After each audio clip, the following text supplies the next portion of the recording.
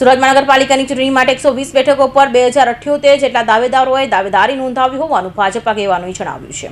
સુરત મહાનગરપાલિકાના 120 બેઠકો માટે શહેર ભાજપની સેન્સ પ્રક્રિયા પૂર્ણ થઈ હોય તેમ 120 બેઠકો માટે 2078 દાવેદારો મેદાને આવ્યા છે।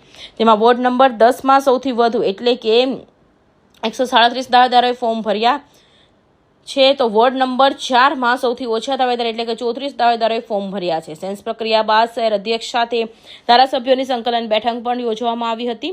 3 દિવસ સુધી ભાજપ કાર્યાલય ખાતે દાવેદારોની મેળાવડો જોવા મળ્યો હતો, ત્યારે હવે આગામી દિવસોમાં દાવેદારોમાંથી 30 વોર્ડના ઉમેદવારો નક્કી કરી તેઓના નામ જાહેર કરાશે, તેમ ભાજપ કોષાધ્યક્ષ શૈલેષ જરીવાલે જણાવ્યું હતું।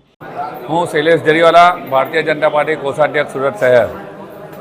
3 દિવસ હાલમાં જે મહાનગરપાલિકાની ચૂંટણી આવી છે તે અંગે આજે કાર્યાલય પર 3 દિવસ નિરીક્ષકો પધાર્યા હતા અને એમાં જે દરેક વોર્ડના દાવેદારો મળી કુલ 2062 ફોર્મ ભરાયા છે અને એમાંથી આજે પહેલે એ દાવેદારી પૂર્ણ થયા બાદ અત્યારે સંકલન ચાલતી હોય છે અને શીર્ષક નેતૃત્વ જે નક્કી કરે એ પ્રમાણે જે નામો આવે છે તેને જીતવા માટે ભારતીય જનતા પાર્ટીના કાર્યકર્તાઓ જીવ તન મન અને ધનથી લાગી જાય છે।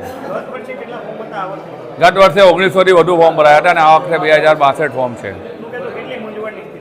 મૂંઝવણ છે જ નહીં, ભારતીય જનતા પાર્ટીનું કેડર બેઝ પાર્ટી છે અને શીર્ષક નેતૃત્વ જે નામો નક્કી કરે છે એને જીતાડવા માટે બધા કટિબદ્ધ હોય છે અને એમાં મંડી પડે છે।